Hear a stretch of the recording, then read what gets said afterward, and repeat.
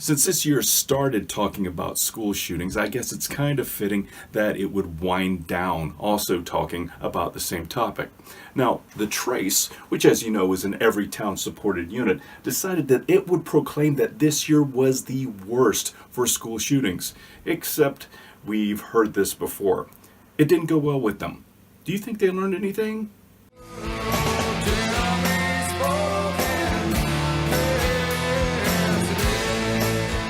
We've seen Everytown whiff majorly before.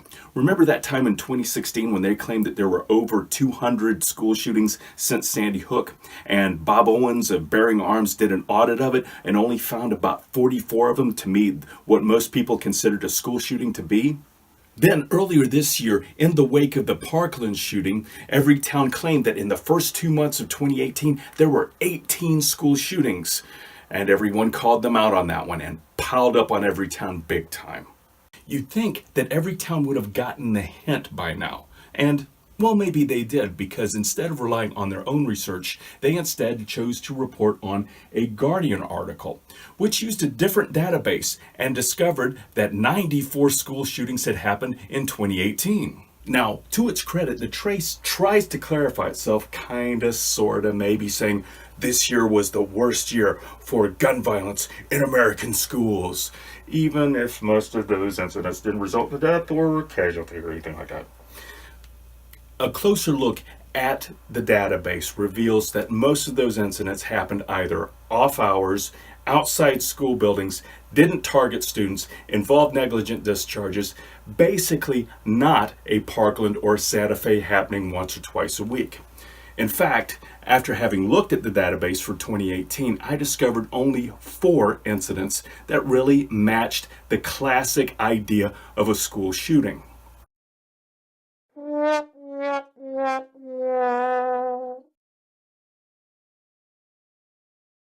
I've long held the suspicion that gun control holds victimization in higher esteem than empowerment, and there's one site that seems to prove that point.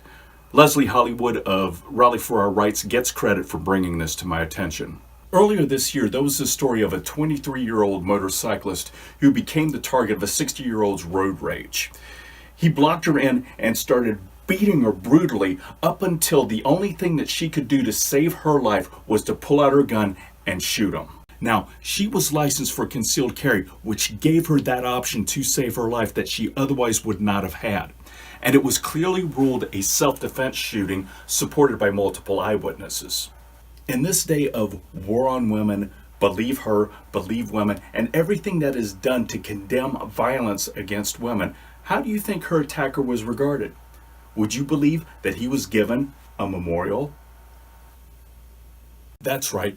Gun Memorial decided to make a martyr out of this bastard. Now, thanks to the attention it has received, they have updated the entry somewhat, saying it appears that Jones was killed justifiably in self-defense, except they don't detail the sort of extreme violence that he was perpetrating in public against a woman leading up to that justified shooting. By the way, this isn't the only memorial to violent people that this site has set up. What happens when a guy gets increasingly violent against his mother to the point that she has to take out a restraining order against him and he gets shot invading her house? He gets a memorial. What happens when a guy violates a restraining order put on him by his wife and he gets shot by another guy trying to keep him from making his wife another casualty of domestic violence? He gets a memorial too. What about a guy who makes a domestic threat against his ex, then later goes to her house and cuts the wires so she can't make a call for help, then enters the house, makes death threats, and as a result gets shot by his intended victim? He gets a memorial too. This is just for December this year, and we're hardly halfway through the month. By the way, aren't gun control types constantly trying to convince us that guns are useless in domestic violence situations? That guns should not be in the hands of women? We have 4 women whose lives were saved by guns.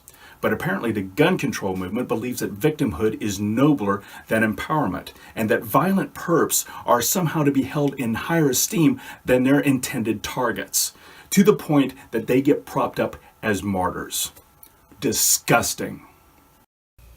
Now, in all fairness, I get the point of this site.